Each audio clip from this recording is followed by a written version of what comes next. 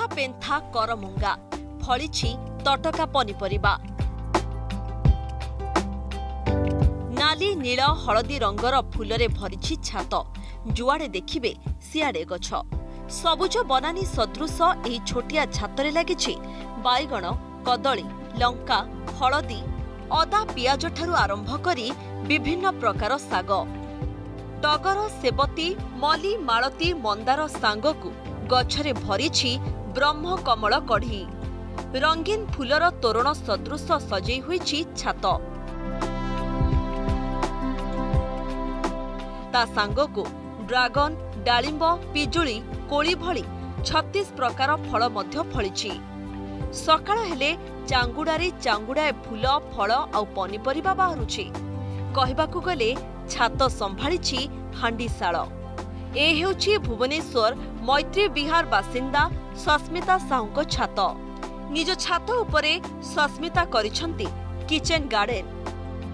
ଅବସର ସମୟରେ ଗଛ ଲଗାଇବାକୁ ଭଲ ପାଉଥିବା ସସ୍ମିତା ମାତ୍ର ଗୋଟେ ବର୍ଷରେ ଏହି ସୁନ୍ଦର ଗାର୍ଡେନଟି ପ୍ରସ୍ତୁତ କରିଛନ୍ତି।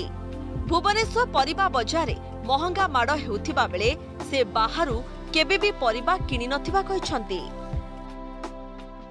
କୁଆଡ଼େ ମାନେ ଯାଏନି କିଟି ପାଟି କି କୁଆଡ଼େ ବାହାରକୁ ବୁଲିବା ଆମର ସଉକ ନାହିଁ। ଗଛ ଯଦି ମୁଁ 2-3 ଘଣ୍ଟା କାମ ନ କଲି ମୋତେ ଲାଗିବ ମୁଁ ବହୁତ ଅଧୁରା, ଆଜି ମୋର ଦିନଟା କିଛି କାମ ହେଇନି। ଆପଣ ଦେଖିବେ ମୋର 2ଟା ଏ ଯେଉଁ ଟମାଟୋ ବକେଟରେ କଳମ ଶାଗ, ମଦରଙ୍ଗା ଶାଗ, ପାଳଙ୍ଗ ଶାଗ, ବାଇଗଣ 2ଟା ଗଛ, ଲଙ୍କା 2ଟା ଗଛ, ମୋର ଭେଜିଟେବୁଲ ଆଉ ଶାଗ କିଣିବାକୁ ପଡୁନି। ଦୁବ ଠାରୁ ଧାନ, ପୁଣି ଆମ୍ବ ଠାରୁ ପାନ, ଘରର ବାରି ହେଉ ଅବା ବାଲକୋନି ସବୁଠି ଲାଗିଛି ଭଳିକି ଭଳି ଗଛ। ବେଲ ଗଛ, ଭୃସୁଙ୍ଗ ଗଛ ସାଙ୍ଗକୁ ବିଭିନ୍ନ ଫୁଲ ଗଛରେ ବସା କରିଛି ବାଇ ଚଢ଼େଇ, ଯାହା କିଚେନ ଗାର୍ଡେନର ସୌନ୍ଦର୍ଯ୍ୟକୁ ଦ୍ୱିଗୁଣିତ କରିଛି। ଏଥିସହ କ୍ରିଏଟିଭ ଆଇଡିଆରେ ଛାତକୁ ସଜେଇଛନ୍ତି ୱେଷ୍ଟ ଟୁ ବେଷ୍ଟ ସାମଗ୍ରୀ, ଯେମିତି ପୁରୁଣା ଚେୟାରରେ ଗଛ ତୋରଣ, ପୁଣି ଜିଆଇ ତାରରେ ଶୋ ଗଛ ଯୋଡ଼ି ମୟୂର ଟେବୁଲ ତିଆରି କରିଛନ୍ତି। ଏଥିସହ ଅଦରକାରୀ ମାଟି ପାତ୍ରରେ ଦୀପ, ସ୍ୱସ୍ତିକ ଓମ୍ ମଧ୍ୟ ପ୍ରସ୍ତୁତ କରିଛନ୍ତି। ସସ୍ମିତାଙ୍କ କହିବା କଥା, ସମସ୍ତେ ନିଜ ନିଜ ଛାତରେ ଏଭଳି କରିପାରିବେ, ବାସ୍ ଟିକେ ଇଚ୍ଛା ଶକ୍ତି ଦରକାର। ମାନେ ଗଛକୁ ମୁଁ ବହୁତ ଭଲ ପାଏ। ରାତିରେ ବି ସ୍ୱପ୍ନ ଦେଖେ ଗଛ ପ୍ରତି, ମାନେ କେମିତି କରିବି ସକାଳୁ ତାର କାମ। ମାନେ ମୁଁ ଗଛକୁ ବହୁତ ଭଲ ପାଏ। ମାନେ ଗଛକୁ ଗୋଟେ ଲଗେଇକିରି ଫୁଲ ଫୁଟେଇବା, ଫଳ କରିବା, ଫଳ ଯେତେବେଳେ ଫଳିଯାଏ ମୁଁ ଅତି ଆନନ୍ଦ ହୁଏ। କ'ଣ ନା ଯାହା ଗୋଟେ ଗଛରେ ମୁଁ ଫଳ ଫଳେଇ ପାରିଲି, ଗୋଟେ ପରିବାର ପରିବା ଗଛରେ ଗୋଟେ ପରିବା ଫଳେଇ ପାରିଲି, ଗଛରେ ବହୁତ ଆନନ୍ଦ ମିଳେ। ଗଛ ଯାହାଙ୍କ ଜୀବନ, ପ୍ରକୃତି କୋଳରେ ଯିଏ ଅଧିକ ସମୟ କଟାନ୍ତି ସସ୍ମିତା ସାହୁ।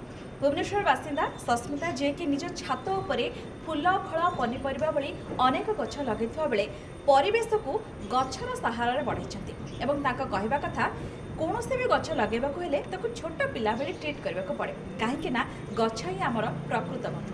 ଏ କଥାକୁ ତ ଆମେ ବହିରେ ପଢ଼ୁଥିଲେ, କିନ୍ତୁ ସେ ଅଙ୍ଗେ ନିଭାଇଥିବା କଥା ମଧ୍ୟ କରିଛନ୍ତି। କେବଳ ନିଜେ ନୁହେଁ, ଅନେକ ମହିଳାଙ୍କ ପାଇଁ ସେ ଉଦାହରଣ ପାଲଟିଛନ୍ତି। ଭୁବନେଶ୍ୱର କ୍ୟାମେରା ପର୍ସନ ପବିତ୍ରଙ୍କ ସହ ଅନିତା ଦାସ, ନ୍ୟୁଜ୍ 7।